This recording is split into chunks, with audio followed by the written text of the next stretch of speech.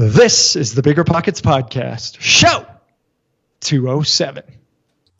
You're listening to BiggerPockets Radio, simplifying real estate for investors large and small. If you're here looking to learn about real estate investing without all the hype, you're in the right place. Stay tuned and be sure to join the millions of others who have benefited from BiggerPockets.com, your home for real estate investing online. What's going on, everybody? This is Josh Dorkin, host of the BiggerPockets Podcast, here with my co-host, Mr. Brandon Turner. What's going on, man? Happy soon-to-be New Year to you. Happy soon-to-be New Year. Look, do you notice the energy? We had a little bit better energy in today's show. You know why? I don't know why. Because I'm standing up. Look at this. I ain't no. Yeah, every week I'm sitting down on these things. I just noticed, that disgusting beard of yours, and it's distracting. You said it wrong. It's amazing beard of mine. A sexy beard of mine. Something like that. You've got the wrong word. You've got a corn cob in there, dude. That's kind of disgusting. I'm saving it for later. Come on. That's lunch. Anyway, happy holidays. Hopefully your Christmas went well. It did, and it was a fantastic Christmas. And I got your gift. The $100,000 gift card was amazing. Okay, we're recording this before Christmas, but I'm expecting a $100,000 gift card to Best Buy in my stocking. So here's what you should do. You should stop right now, hold your breath. Okay. And keep going, and we'll see what happens. All right, I'm going to do that. We'll see. All right, so this is the last show of 2016, which is very sad, and we're going to do a lot of crying today, introspection, and we're not. But we can Are we going to get all emo like you used to be? I used to be pretty emo, yeah. Black. I even dyed my hair black once. You know that, like jet black. I've seen the pictures. Yes, it's not embarrassing at all. It's a beautiful thing. Beautiful.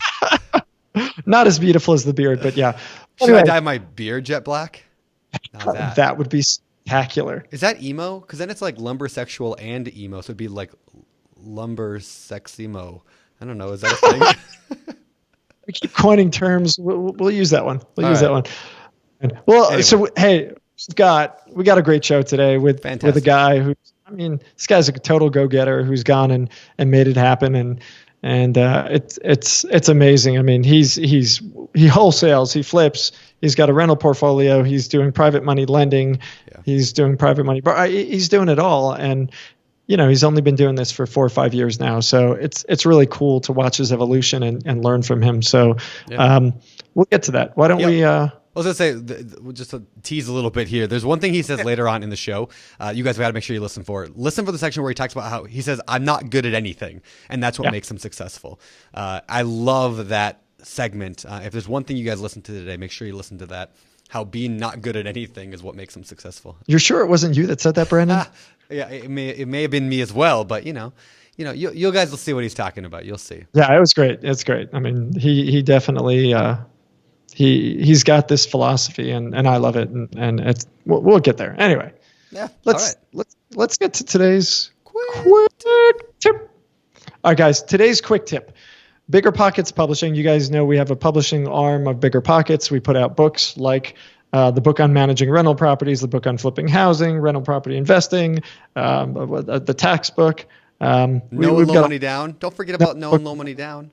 Lots and lots of books, great books. Book on estimating rehab costs. Our books, the bulk of our books are actually now available for purchase by your local bookstore, by your local bookseller, and by library. So if you are looking to get your hands on our books and don't want to actually buy them, although we do encourage you to buy them, call up your local library and request the books, and it'd be great to obviously have our books in all the libraries around the country. Yeah, if they don't have it, tell them to order it. Because they'll do that if people request it. They will, and obviously also we would love if you request it at your local bookstore because we'd love them to carry it as well. So one of my dreams in life. One of my dreams in life is to walk into a Barnes and Noble and see my book sitting there.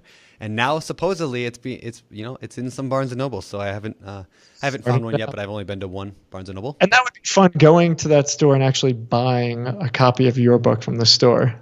It'd be kind of cool. I would. I'll buy it. If I see it, I'll buy it. And I know this quick tip is a total self-interest. But do me a favor. You didn't get me a Christmas present. None of you listeners. So go request my book from the library. Actually, like the library thing is actually deeper than that, right? So like when I got started, I had no money to buy real estate books. None. Correct. I went to my library and rented 100 books over the course of a summer, 100 books. And I read every single one of them. And that's why like I built my real estate business on that knowledge and through BiggerPockets, at the same time as when I discovered BP. But like I want to repay that in the forward. I want people to be able to, if they can't afford to buy that book, to go get it from the library and change their life the way that it changed mine. So for sure. Talk to your library. Cool. All right, moving on. So before we get to the actual show, I did want to actually quickly invite everybody to a webinar that we're doing this week. And I know we do webinars every week, but this one's kind of special. It's going to be the first one of the new year. So it's happening this coming Wednesday.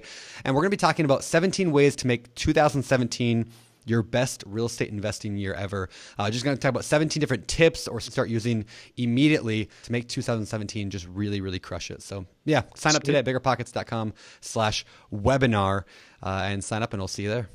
And if you're listening to the show weeks or months later, that link will take you to the current webinar that we're offering and you can see what's available. So we've always got webinars going and you'll find out what else we got going on at the time.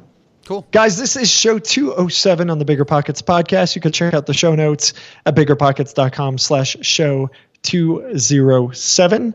Otherwise, please, we do also request that you get out there. If you're listening to us on SoundCloud, Stitcher, iTunes, please leave us a rating and review anywhere that you're listening.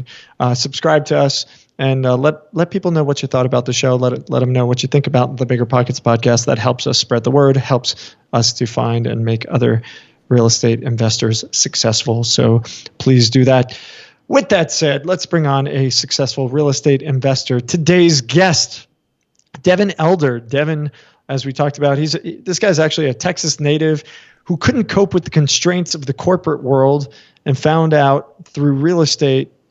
He found a path. He found this path through real estate. He used to be a musician, did all sorts of cool stuff, and now he's blowing up. He's doing all sorts of great things. His company, DJE Texas Management Group, LLC, he's creating jobs. He's rebuilding his community. It's amazing, and he's a great guy with some amazing advice. So let's bring him in. Devin, welcome to the show. It's good to have you here. Thanks for having me, gentlemen. How's it going? It is going well. It's going well. It's a pleasure to talk to you, as it is ever a guest. So today, so I'm not special. You're not same special. as everybody else, right? About Brandon, but yeah. Gotcha. You are good to know. Your mom told you that, I know. So just remember it. Just remember it. All right. So let's go. As we always do, we like to start with that simple question: how did you get started with real estate? Yeah. Great question. Yes, so in 2012, I bought a rental. Bought my first rental property. I'm actually rehabbing it to flip right now, all these years later. I did a bunch of rentals for the first year or so, and then I started getting into flips and some other things around that. But yeah, it all started with that one little rental. I really, really like that business model, the BRRRR, the BRRRR business model. Yeah. Still really love it. And still do a lot of that. That's how I got started, and I had done about 10 or 12 rentals before I started getting to flips. Okay. So nice. So how'd you get into this? I mean, like, who are you? Where do you come from? What's your what's the background? So I'm going to condense 38 years here into 30 seconds, right? I think part of the why for me behind the real estate, looking back on it, I was homeschooled until 6th grade, and then I went through high school and college. And then after college, I played in a band for a lot of years for a living. And I think being homeschooled for a period and then having a period of years as an adult where I didn't have a job or a boss or anything, I think that instilled in me this kind of hatred for anybody telling me what to do, right? So I've had corporate jobs, but I only lasted, I think, 7 or 8 years in the corporate world. So real estate to me, it's just a vehicle, right? It just happens to be the thing that allows me to not have a job, right?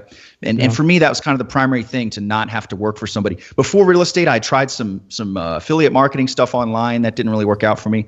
But I found real estate in 2012, and I said, okay, this is the thing. This is the vehicle. And it could have been, for me, it was just needing to not have to go to work for somebody, right, long term. It could have been taco trucks if I could have made that work. But it happened to be real estate. That would have been awesomer. Yeah, totally would have been awesomer. Yeah. Yep. But here I am, stuck with real estate. So that's been the vehicle, and it's been amazing. The last 4 years, been totally amazing. So tell us how that first deal kicked off, that first rental that you had picked up. You know, you're strumming your guitar. You're like, hey, I should own the building I'm in. That's right. Maybe, I don't know.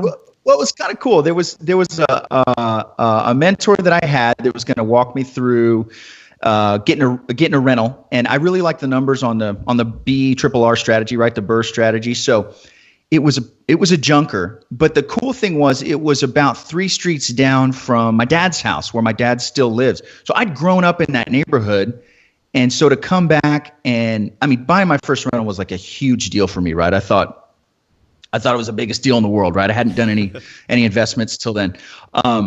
So buying that house, it was a real junker, but it was in the neighborhood I grew up in. For me, I was like, hey, that was a pat on my back. I'm coming back to the streets I grew up on, and I'm buying a piece of it, right? In retrospect, it was actually a layup of a deal. At the time, it felt like this massive project, right? It was like a $10,000 rehab, and the house was totally a mess. And so we went in there and did like a rental grade rehab, and we put a tenant in there. We refinanced it out. And then after I got to that refinance and I saw those rent checks coming in, I saw the cash flow, saw my equity capture. I thought, man, okay, this is a better financial vehicle than anything I've seen so far. I'm going to go do another one, right? So I bought another one. And once I bought my second one, I was like, okay, I'm going to get to 10. And that's when things really started to, I think when I set my mind on getting 10 rentals, that's when things started to change. I started to try to develop better systems to be able to handle 10 rentals, and so on and so forth. And then everything, like you guys know, once you get to the other side of something, you go, oh, okay, now it looks different. Now I have 3 rentals. Okay, I can get to 10. And then you get to 10 and go, okay, things look different. I have more capabilities, more, partners, lenders, everything, and you just can grow it along the way. So that was that first one. It worked out really well for me, and it allowed me to keep doing those rental models to kick it off. Hey, Devin, you use the term equity capture. Can you define that for those people who don't know what that means? Yeah. So let's say I bought it at $50,000. I put $10K of work. So I'm at 60. And then I've got another, let's just for easy math, call it another 10K of like financing costs, holding costs, et cetera. So I'm at 50, 60, 70. Well, if the house appraises at 100, well, then there's $30,000 because everything I've got into it is up to 70, but the house appraised at 100. So there's $30,000 of equity. Now, that's not realized equity. It's still just kind of a number out there, but that's $30,000 more on my net worth, right? So that's one of the things I really like about the rental model is you can start just scooping up equity on a lot of houses. And someday, that day being today in 2016, I'm starting to sell some of these things and harvest some of that equity. Nice. That's one of the things I like about that BRRRR model that we talk. We talk a lot about it here, and you mentioned it earlier. And for those who don't know what it means, it just stands for you buy a property, you rehab it, you rent it out, then you refinance it, get your money back, or get your private money lender or hard money lender's money back, and then you can repeat it and do it over and over and over if you want to add the 4th R in there. And so, like the BRRRR strategy is what a lot of us do. We just never had a name for it, but we buy these fixer-upper rental properties. What I love about that strategy you just touched on is that you can start generating equity in every single one that you do. I mean, if you do it right, you should be able to have. I don't like to have anything less than $30,000 or $40,000 of equity in a house when I'm done burring it. And so you do 10 of those, and all of a sudden you're up to $250,000 in equity, and then it just hopefully grows from that point. The other thing you mentioned is you wait for the time. Like you no longer are subject to, like when you're flipping houses, which I know you do and we'll talk about, but like when you're flipping houses, you're kind of subject to the market. Like the market crashes, you could be in some trouble. With BRRRR investing, you kind of just you buy it, and then if you hold it for 5 years because that's the ideal time, great. If you hold it for 10, great. Hold it for 2, great. You get to be the one in charge of kind of your destiny, so to speak. So, and a couple of just benefits there, the BRRRR stuff. Yep. So, next absolutely. Question, quick question for you. When you were in this band, were you famous? Wasn't famous. You weren't like playing for the Killers or something like that. We were on. No. We would do some local shows and some regional stuff, but it was mostly for me. It was okay. So out of college, I was a bartender, and I bartended at this place, and I would see these bands playing, and I'm like, those guys have a way better job than I do bartending. I mean, it's money for nothing and all the rest of it, right? Always sunny on the other side, right? So I figured out a way to put a band together and start doing that instead of bartending. And really for me, it was like, if I don't have to have a job and I can just sing in a band, I mean, that was awesome for a little while. But no, didn't make it famous. Had to figure out another track for my life. So here I am talking to you guys. Nice. So you're at an all-time low. I am sorry for that. It keeps getting worse from rock star bartender to hanging with Josh and Brandon. This is depressing. Terrible. So where are you located at? I mean, you mentioned the $100,000 houses, so you're not in San Francisco. Yeah, exactly. And 100,000 is hard to come by these days. I'm in San Antonio, Texas, which is a first of all, I love it. Right, it's my backyard. I know this town very well, but we're seeing some appreciation, right? We're seeing a lot of people move to San Antonio. Texas has really solid economic fundamentals. But and while we're seeing appreciation, we're not seeing like crazy 10% a month appreciation, right? Because nobody knows when that next market correction is coming, but things are pretty hot right now. So I feel like we're seeing realistic appreciation supported by job growth, et cetera, et cetera. We're not seeing houses where you buy them and 3 months later they've appreciated, $50K or crazy stuff. So I'm hoping that San Antonio is just kind of slow and steady appreciation. Hopefully that just continues even through the next correction or the last correction in 2008. I wasn't investing, but things just kind of were flat for a while. They didn't fall off the map like a lot of other markets. Is your long answer? That's your long answer. Okay. Nice. Short answer: San Antonio. All right, nice. Right on. So can you give us just a broad overview? You said you bought the rentals. What does your business look like over the past 5 years? I mean, you do rentals, you do flips. What kind of overall do you do? Yeah, so right now I've got a rental portfolio, single family and multifamily that I just own by myself, using a hard money and then refinance out. So I've got loans with a bunch of different banks on those properties. Those provided me enough income to quit my day job, right, which was about a year and a half ago, and feel like, okay, I've got my bills paid through my rental income. But then a couple of years ago, my first flip didn't flip. I still actually own it. It's a rental. But my second flip, I made 40 grand on. And after that, I was like, okay, I know that was in this market for me, that's a good deal. But I thought if I could just do a couple of those a year, maybe 3 of those a year, I'm already doing better than my corporate job.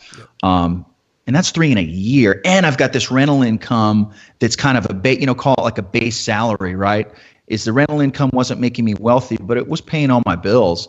And so then I decided to focus more on doing more of those flips. And right now today, it's looking like 2 or 3, probably 2 flip acquisitions a month, and then we'll wholesale some stuff and do some partner deals.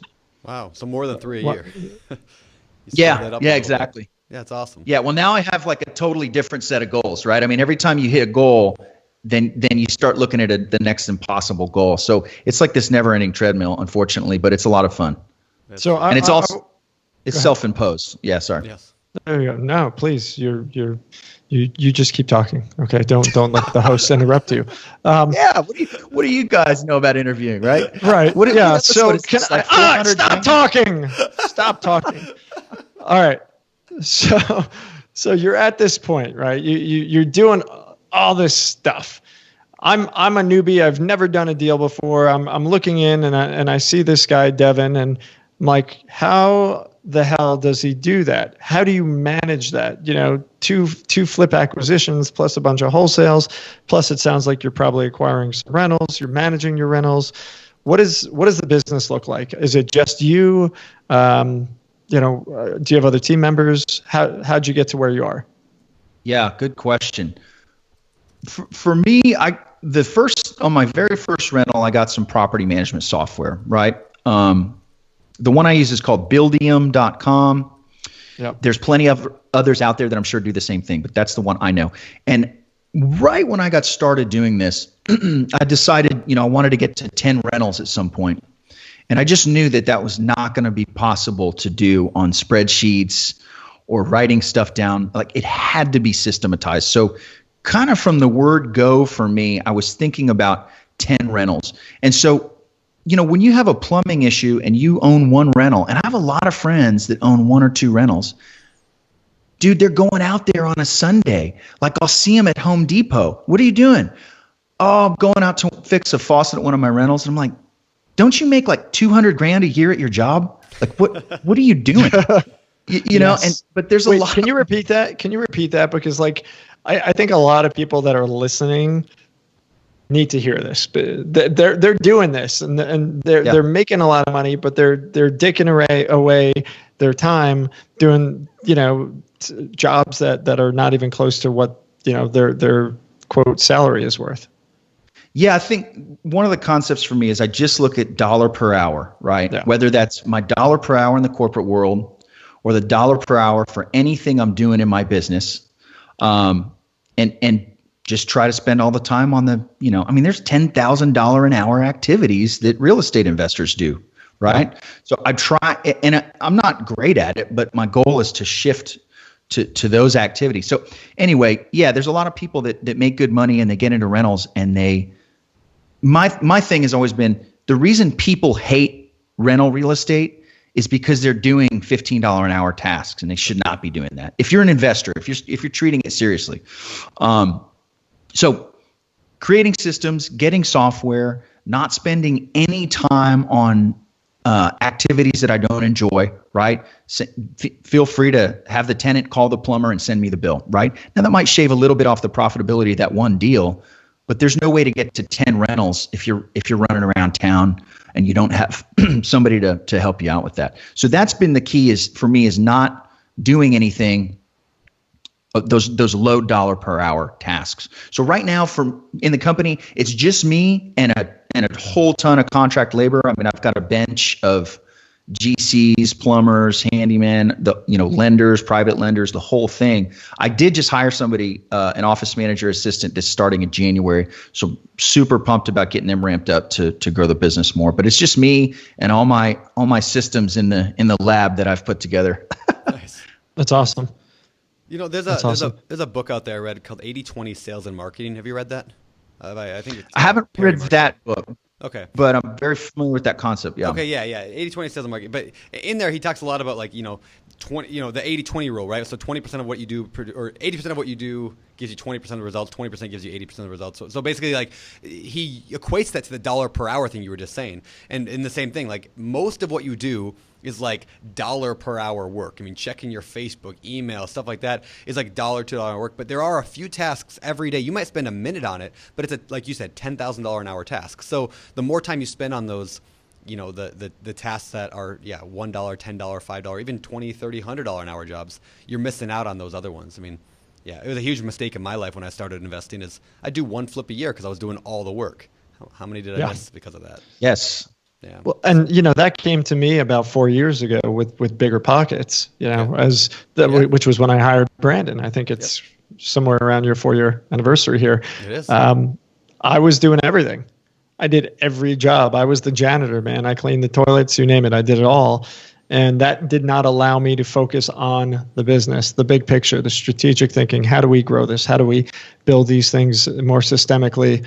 That had been holding me back for a very long time. And once I got it, once I was able to step out and realize, you need to actually focus on the business, not just do all the tasks. It was an epiphany. And so, I implore our listeners who are out there trying to do this and trying to build portfolios, to stop and think about that, because it's so easy to get caught. It's so easy to get trapped in working in the business, like you said, whether it's the toilets, whether it's manning calls, whether it's whatever it is. The time you should be spending is on that strategic, on where am I going to go next? How am I going to find them? Evaluating the deals, finding the resources, putting the team together, and letting other people do the work for you. Right? 100%. Well, so here's a question on that point. Then I'll ask both you guys, but specifically Devin here. People who are just starting out and they're brand new. In any business, really, this principle can apply is why are you spending the time doing the little stuff? But when you're brand new or you have absolutely no money, all you have is your hustle. For example, right, when you're just starting out, you got no money, you might have to go door to door or do your own driving for dollars. So how do you balance the idea for a newbie listening? How do you balance the idea of hustle and, having to replace your hustle for the lack of cash with the need for those larger ticket activities? How do you balance that? Good question. Thank you. Yeah. So nothing happens without some revenue, right? I mean, you can't start with zero and overnight build something huge. I've thought about that question or a similar question a lot. And I think my generic answer is, you have to take the next best step in front of you. And for somebody with $50,000 invest, that next best step looks different. For somebody with $0, but a real hunger to make something happen, that next best step might be, let me call up somebody like Devin and just take them to lunch, right? That's going to cost me $30, but I can start. That's the next best step. What can I do to get a mentor? What can I do to maybe offer a real estate investor some value that I can just, use my hustle to create some kind of value, start somewhere, whatever the next thing is. And then once you do that next thing, then from there you take the next best step. And, maybe it takes a couple of years to ramp something up. But, if you look at real estate investing in the context of let's say a college education, nobody bats an eye at spending $100,000 in 4 years of their life working really hard for something. If you put that same energy and time and money into real estate investing, I mean, I guarantee it's going to yield way more than a college degree. And look, I have a 4-year degree. It's fine, but short answer, I think you take the next best step that you can. And if that's using sweat equity and hustle, then that's fine. But I would caveat that with saying, get around somebody that does know what they're doing. Don't go experiment on your own, trying to reinvent the wheel when the guy that lives down the street from you might be a millionaire from real estate and you can learn something from him. Yeah, that's great. That's great. I would say, I didn't mean to have what I said be construed as everybody should not be hustling, because obviously, I'm the product of just that. I am the product of, but there's a time if you're going to grow, look, if you're just trying to buy 1 or 2 properties and, that's all you want, that's great. A, there's nothing wrong with that. And B, go for it. But if you're going to go and own 10 rentals, like to Devin's point, you can't do all the little things. If you're going to try and grow some kind of quote mini empire, whatever it is, right? Yeah, portfolio. You've got to step out of yourself. Brandon, you came to that point, and once you started to realize that and started to systematize what you were doing, it became much easier for you to scale what you're doing.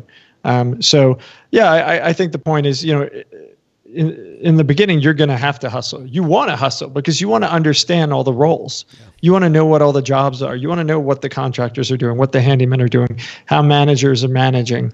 You need to know and understand every part of that business. Once you've got that, get out of your own way and let the professionals, let the guys who spend their time doing that, let the specialists step in and take over for you so that you can move on and spend your time doing those $50,000 an hour or whatever you want to call it jobs. That would be my answer. I would add one more thing to this kind of discussion is that you don't have to necessarily also hire a full-time person or a property manager or a, whatever. Correct. Yeah. I mean, when I got to the point, I got tired of answering phone calls. I was just really tired of answering phone calls because I don't like talking to tenants. I just hate the phone anyway. If you call me, I won't answer. I'll text you back. But tenants, I don't dealing with them. So I could have hired a full-time person or went and hired a full-time property manager. Both those were expensive. So instead at the time, this was, 4 years ago, my mother-in-law was looking for some stuff to do. She was raising a little puppy and wanted some stuff to do during her day. We said, hey, you want to answer phones for us? We'll give you a few $100 a month. You take care of the phone calls. Great. I mean, it was like this easy transition. She was great at it. I hated it. And, find little ways like that in your business, too, that you can systematize small things. Doesn't mean you have to hire a full team right away. Yeah, that's a great point. And I've done a lot of that where, man, I don't want to drive across town and put a lockbox on a property. Yep. Can I give some college kid $30 to go do it? And, and they're happy to do it. And, yeah, that's not a full-time person, but that just freed up 2 hours of my day. So I love it. Great point. Cool. Nice. So you mentioned that earlier that you like to do that you do flipping, you do holding, you do even some wholesaling stuff. How do you decide what you're going to do with the property? A lead comes in, and we'll talk about how you get leads here in a little bit. But your lead comes in, and how do you decide? Yeah, so I've got this spreadsheet that I built, right? It's a calculator, and I punch in a couple of numbers: purchase price, rehab, ARV, after repaired value, and then things like taxes, and it kind of spits out a number for me. You guys have great calculators on the site, and I think you absolutely have to know your numbers, right? But I'll look at the numbers and say, okay, if I can flip this and make 20, or I can wholesale it for 8. Do I want that money next week or do I want it in 3 months? And usually I'll wait for it. I'll wait for more. But I'll just look at it case by case basis. If it's a deal that I want to flip, because I do have a lot of crews now and I like to keep them busy. I have a lot of private lenders. I like to keep their money busy. So most of the time I'll take it down, but sometimes it's a situation where I don't want to. In the past, it was more of, okay, I've only got so many crews and so much money, so I've got to wholesale this because I can't take it on. These days, it's pretty much like the deals that come, I can take them down and flip them. But occasionally, we'll do the wholesale deal too. It's just case by case, pretty much. That's great. And I think like you said, a lot of it's the math. Just kind of figure out what the numbers look like. Sometimes it works best as one. Sometimes it works best as something else. Yep, that's right. Nice. So how are you getting those leads? How are you finding all the deals? A lot of wholesalers, right? Which is a mixed bag, as anybody knows. But I've got a couple of relationships with some really excellent, honest wholesalers, right? That I can trust their numbers, and we've done a ton of deals. And then I do my own marketing too, right? And there's a variety of different marketing that I do, and I have it go to an answering service. And then, right now I'm going on those appointments, right? I'll go try to get that house under contract. Part of growing the business will be having the office manager run some of that, eventually getting an acquisition rep hopefully next year. But right now I'm doing that, but I'm still buying a ton of stuff from wholesalers. I love it, right? Because they're the ones spending $10,000 a month on marketing. They're the ones knocking on doors and going to, kitchen table, getting contracts signed. I don't particularly like that work, but I'll do it right now because it's so lucrative, right? Yeah. So how do you find a good one? I mean, like you said, there's a lot of crap ones out there, unfortunately. I mean, wholesalers you're talking about? I just went to XYZ seminar and I'm going to be a wholesaler and I don't know anything. And so how do you separate the wheat from the chaff? How do you find the good guys? That's a great question. I mean, I think it's just having just try to network a lot. I mean, look, honestly, probably 19 out of 20 wholesalers that I've met, I wouldn't buy a deal from. You're right. I mean, there's just so much junk, and there's so many ways, as you guys know, to fudge the numbers. And we're in, I mean, I don't want to say San Antonio is a hot market because there's other markets I don't know anything about that are way hotter. But for San Antonio's picked up. So the margins on the deals are starting to be squeezed. There's a lot of investors. There's just a ton of junk wholesale deals out there, probably like any market.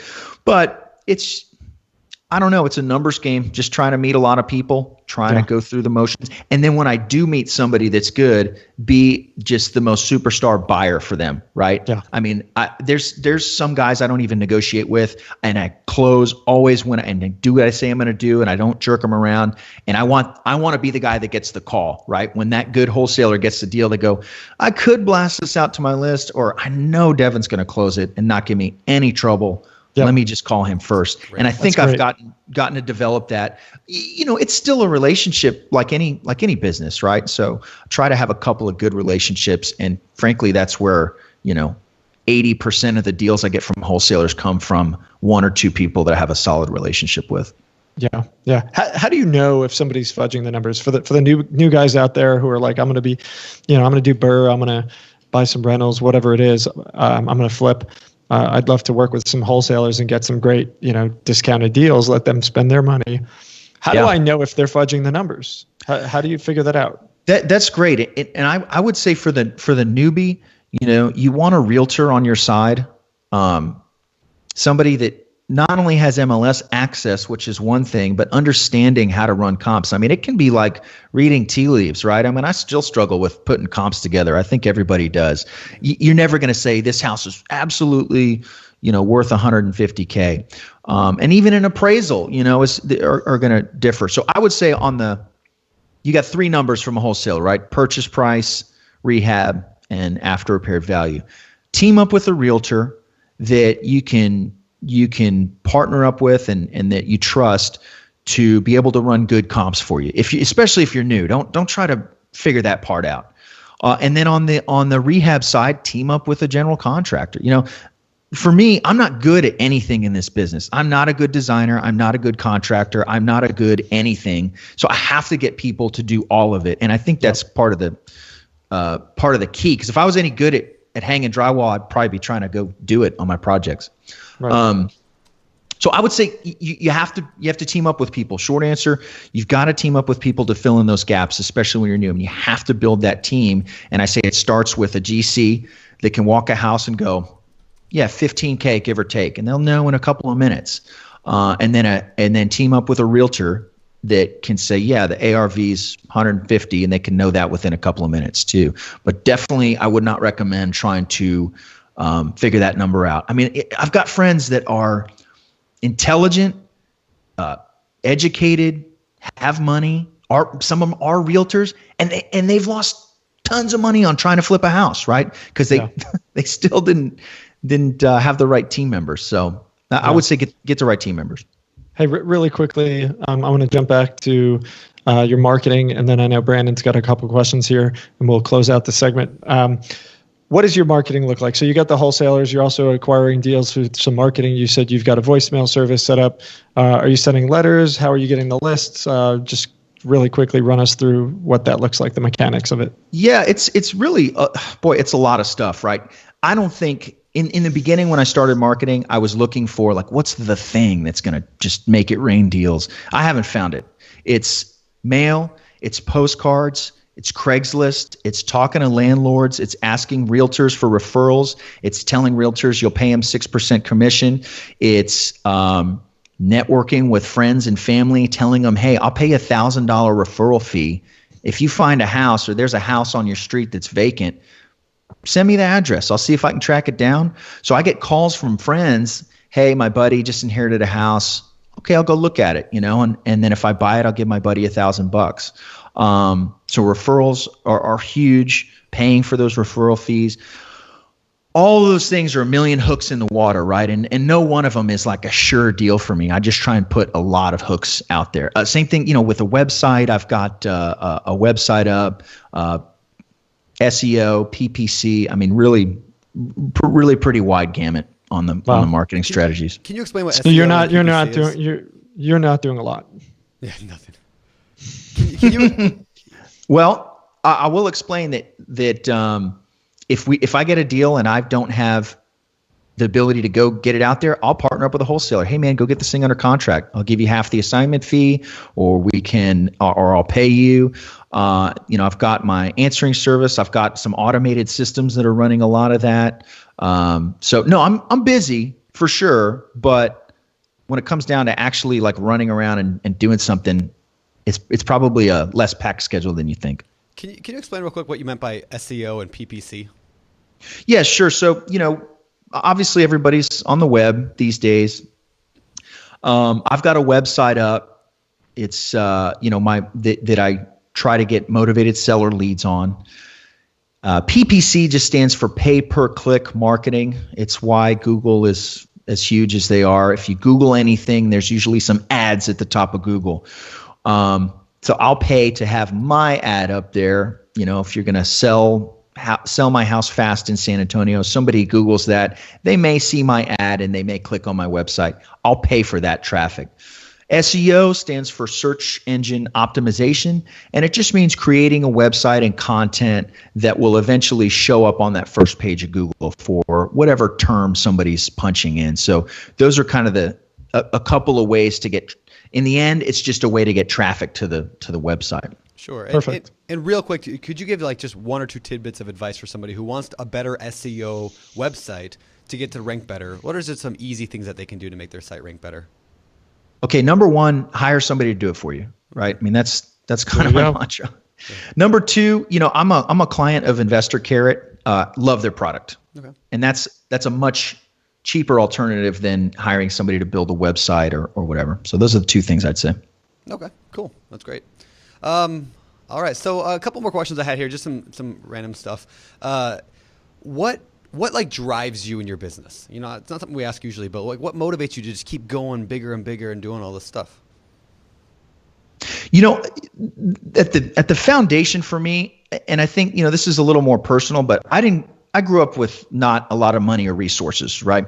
So for me, I have 3 kids now, and I think in the back of my brain every day, it's saying, hey man, I'm going to go out and push this thing as far as I can in the next couple of years, right? Because I want to create that legacy for my family. I think that is underlying everything that I do. If you really trace it back and peel the layers back far enough.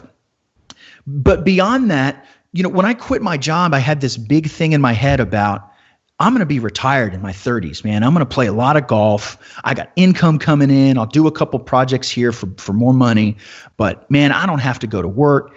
And that's what I did for about 6 months after quitting my job. Man, I played a lot of golf. I did whatever I wanted all day. And it took about 6 months, and then it got super, super boring and unfulfilling. And so I decided, what is that thing? What do I really want? If I could do anything in the world, what do I really want to do? And it always came back to, well, I want to build this business to a level that I couldn't even imagine 2 years ago. You know, and so that's really the thing, the choice I've made is to just go all in on this business. And I do it because it's super exciting. It's super fulfilling. In 3 years that may change, but I mean, I'm really in love with building this business. And it's not necessarily the money. It's just, how can I figure out systems? How can I figure out how to make it better? How can I figure out how to provide more value? Those things are just fun, man. You know, and that's kind of what gets me up every day to go do it. I have a blast doing it. And I think if that changes at some point, then I'll just change my strategy, you know, maybe to a more passive strategy. But right now I'm having a blast. Nice. Awesome. Nice. So can you tell us about the time when maybe a deal went the wrong way? Yeah, for sure. So I bought this deal. I just sold it a few months ago. You know, the wholesaler numbers were way off. It was a bigger, higher end deal than I was used to. It had a pool. I just kind of broke a lot of my own rules, didn't have really good comps. Then I GC'd it myself to try to save a little money. I'm a terrible GC. So it was all these things that came together, and none of them really killed me, but you add them all up, and it was a deal that just, you know, it didn't make money. It was a ton of work. It was a ton of stress. Did not go well. I certainly don't want to give anybody the impression that, you know, starting with nothing and ramping up a real estate business is easy. It can be super difficult, but so yeah, there's deals I've had that didn't go great, but in my mind, it's always it's tuition, right? I mean, if you lose money, that's paying tuition in this business. And my thing has always been that there's no substitute for experience. And if I get a little experience, then that's great, because I want to be that guy, that 1 out of 10 or 1 out of 100 or whatever. I want to be that guy that perseveres and makes it through, because the guys that do that are the guys that you see that are doing really, really well. So definitely had some bumps in the road, but I just decided to just keep on rolling through all of them. That's awesome. All right, so what aspect of investing are you most proud of? If you look at your business, what would you brag about the most that you say is great? Yeah, that's crazy. I mean, there's been houses that look really nice after we're done, but I am most proud of providing an awesome investment vehicle for my passive lenders. These are mostly just individuals that are older, higher net worth, and I am making killer returns for these guys. And it gives me a ton of pride to be able to have them say, Devin, we really like having our money invested with you. You know, I'm almost like a little fund manager in that sense, right? And to be able to consistently provide awesome returns and never give them any worry makes me super, super proud. What kind of returns? 10 to 15% annual. There you go. Cool. Yeah. Very good. Very good. All right. Kind of my last question before we go to the fire round. I take this off of, so I've been listening to the Tim Ferriss podcast recently, and he asked this question: what comes to mind when you hear the word punchable? Like, or whose face comes Brandon to mind? Turner. Yeah, thanks. I'm tweaking this question. I'm going to make it more positive. You got to shave that beard. I do got to shave the beard, then you might not want to punch me. I guess. All right. This is a positive twist on that question. What name comes to mind when you hear the word inspirational? What name comes to mind? Brandon Turner. Let's hope so. You like that? Is Josh Dorkin the answer? I think somebody sent me some answers ahead of time. Devin Elder. Thank you for coming on the show, man. It's been a blast. Inspirational. I'm going to say that was my brother, Jesse Elder. He was the guy for me growing up that was super success minded, got me reading stuff like Think and Grow Rich when I was in high school, which at the time I was like, this doesn't even make any sense. But I can see that it planted seeds in me that are a big deal years later. At the time, it didn't make sense. So I would say my brother, Jesse Elder, super phenomenal, inspirational guy. Nice. That's awesome. Hey, real quick on that. Jesse's definitely inspirational. I can tell. Hey, there you go. On that note, I was going to share a very, very quick story. So I don't know, 5, 6, 7 years ago, I went to a music festival with some kids, and one of the kids there was a high schooler, and I recommended he read. Not creepy at all. No, well, I was a chaperone at this event, right? So I recommended he read. Not creepy at all. I'm a youth leader at a church. This is what I do. And so I recommended he read Rich Dad Poor Dad and The 4 Hour Work Week. And so I haven't heard from this kid in like 5, 6 years, something like that. Anyway, he hits me a message on Facebook the other day and just says, hey, just want to let you know, like, back then I read that book, didn't really, I was like, this doesn't apply to me. But later on I read it again, and then I started reading more. And now he's like a senior in college as an entrepreneur major, listens to the BiggerPockets podcast. So Evan, if you're listening, and is totally ready to jump into like entrepreneurship and real estate. And it's like, at the time I was just kind of an offhanded comment, like you should, take your financial future a little bit more seriously and read this. So again, kind of my encouragement to people is when you're talking with younger people, encourage them to read those books and to pay attention and listen to podcasts. And I might go in one ear out the other, but you never know years down the road what seed's gonna be planted in there. So true. Yeah. So wise, Brandon. So wise. I'm a wise guy. That's what they all say. All right. So let's shift gears a little bit here.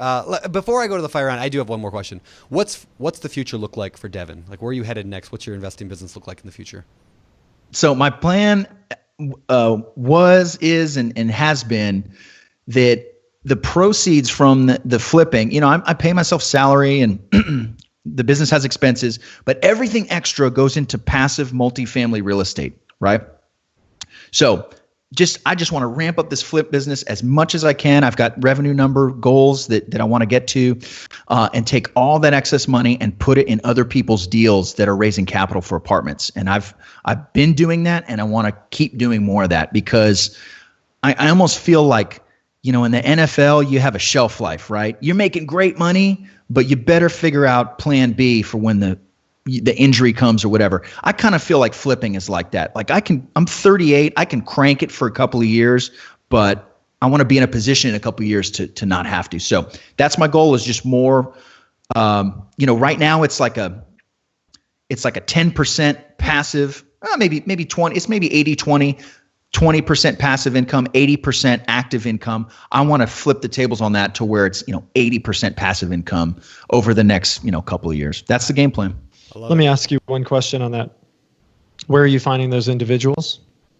I'm part of an investment group in Texas, and there's a million people doing deals and a million people funding deals, and it's actually kind of comical how easy it is to put together money and to fund deals. Right on. Cool, man. Cool. Yeah, there's a lot of people out there right now with money that are looking to put it to work. So you just got to get out there and network. So cool. All right, well, let's head over to the world famous fire round. It's time for the fire round.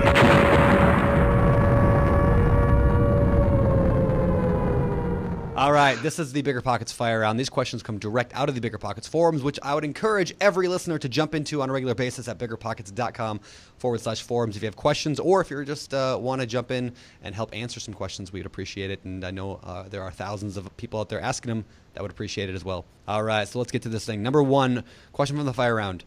For a newbie looking to flip older houses, what's the first thing I should look out for when it comes to renovations? Okay, my answer here is not necessarily anything in the house.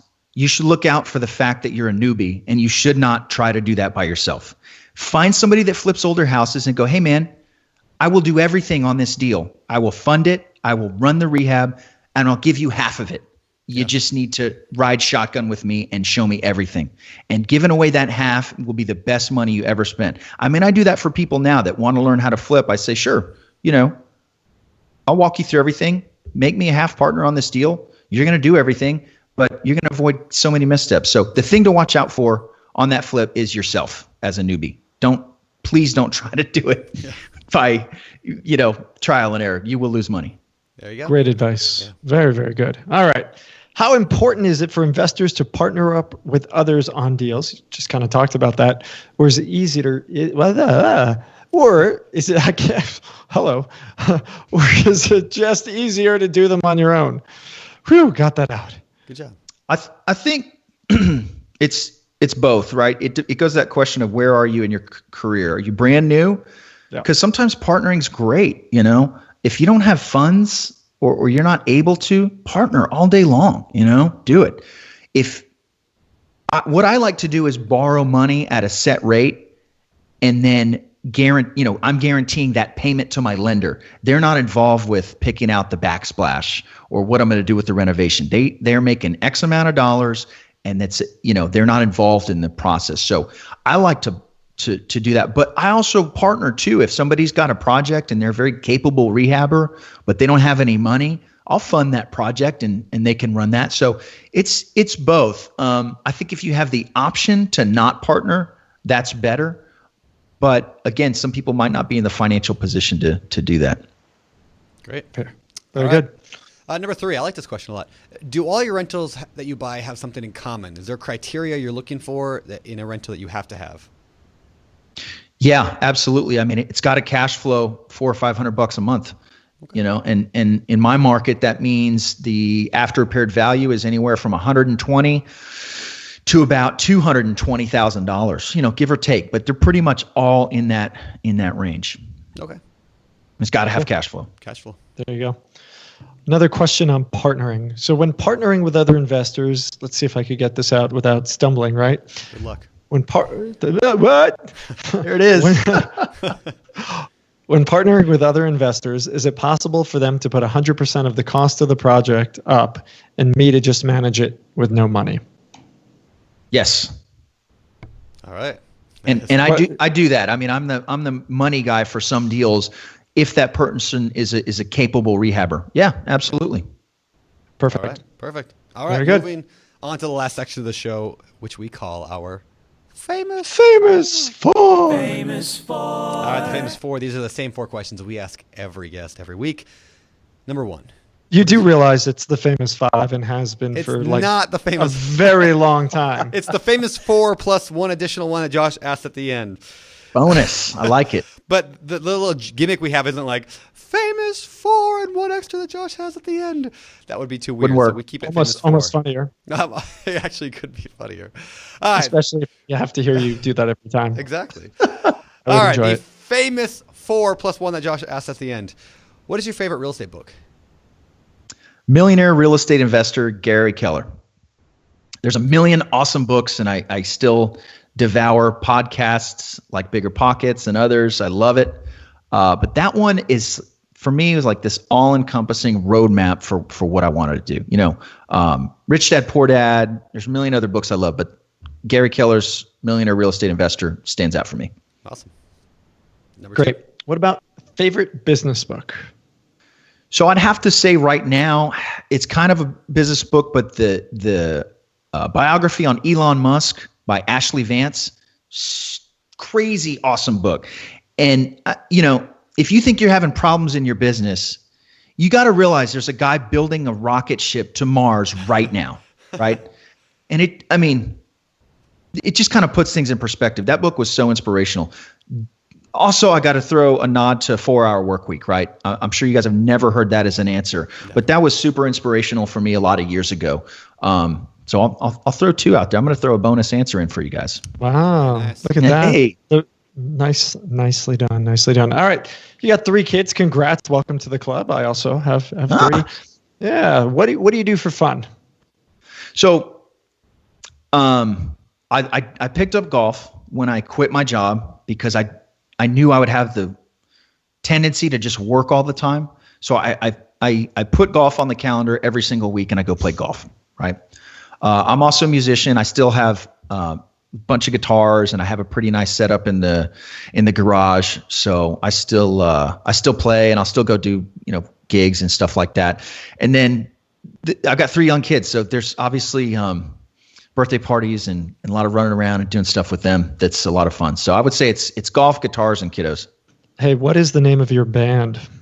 I don't have a band right now. Wow, you're doing gigs. You do it by yourself? Solo stuff. Yeah. I have a little looper pedal. I play acoustic and sing and I do the whole thing. Yeah. For all the San Antonio guests, let us know if you end up at a Devin Elder show and let us know how it is. Bootleg that sucker. There you go. All right, cool. Number 4. What do you believe sets apart successful real estate investors from those who give up, fail, or never get started? Tenacity. I mean, I think I've been kicked in the teeth so many times in this business. I think any sane person would have dropped the idea. But I didn't drop the idea, right? Just kept on. And so that's it. That's it. In a word, it's tenacity. When you get beat down, just take that as a little bit of tuition that you paid and make sure you keep on trucking. There you go. All right, now that is the end of the famous 4, and now Josh thank asks you for his final question. Clarifying. Here's the +1 for you, Devin. Hey, man, where can people find out more about you? How can they connect with you? I think devinelder.com is probably the catch-all. I've got a lot of websites and presences out there, but if you go to devinelder.com, you'll get links to my other businesses and sites. If you want to reach out, that'd be the place to do it. DEVINELDER.com. Awesome. And you also have a profile on BP, Devin. Of course. TX. So look him up. We'll point to that in the show notes. Devin, great show, man. Great show. Absolutely pleasure to have you on. Really do appreciate it. Keep doing the great things that you're doing, and good luck on your 3. Awesome. Honor to talk to you guys. Appreciate it, gentlemen. Hey, thank you. We'll see you around. Take care. All right. Thanks. All right, guys. That was Devin Elder. Big thanks to Devin. That was a good show, man. Yeah, I mean, I really like him, and I like his kind of philosophy, the whole dollar per hour, figure out what's your highest and best use kind of thing. I think it's very smart. Made a big difference in my life this year. I hired my assistant, and she's been doing a lot of that, the dollar per hour stuff or the $10 or $15 an hour stuff, so I can work on the $1,000 an hour tasks. So. Yeah, that's great. It's great. It's a great philosophy. I mean, that's how businesses are built. That's how businesses grow.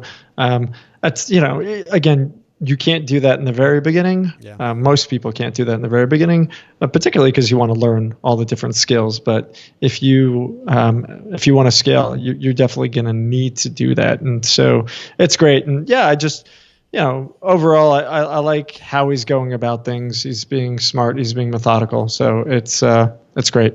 Yeah, and again, I said this in the intro, but I'll say it again now. I love his. I'm not good at anything, so I just find other people to do those things that they're good at. I'm not a good contractor. I'm not a good, bookkeeper. Co-host. Yeah, I'm not a good co-host. I'll bring Dave in to handle this again.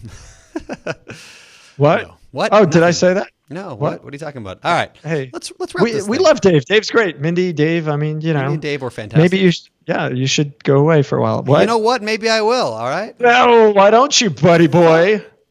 Like what? What? I'm back. All right. That was fun. Yeah, it was nice. It was a good break. Yeah, good. Yeah. Hey, man. So no, but seriously, this is the end of the year. 2016's been awesome.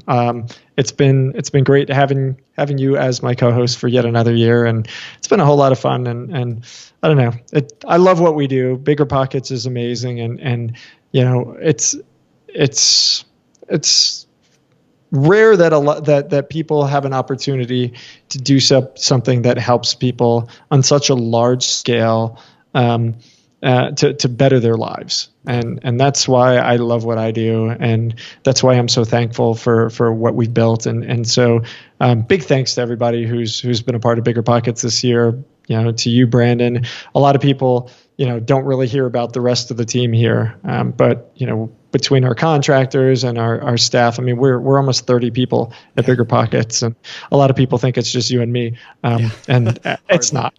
No, we sit It's around not. and we sit around and just drink coffee all day while everyone else does the work. It's fantastic.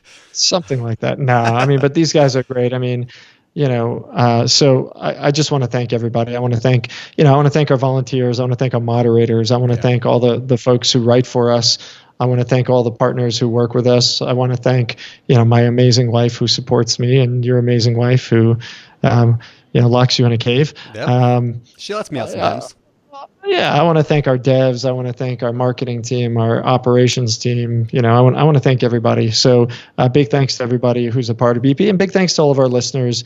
You guys really do help make this the show that it is. Thank you for all your feedback. Our guests, of course, as well. I'm really thankful. So Happy New Year, everybody. Thank you. And get out there and make 2017 another amazing year. And we'll see you around. So with that, I'm Josh Dorkin, signing off. You're listening to BiggerPockets Radio, simplifying real estate for investors large and small. If you're here looking to learn about real estate investing without all the hype, you're in the right place. Be sure to join the millions of others who have benefited from BiggerPockets.com, your home for real estate investing online.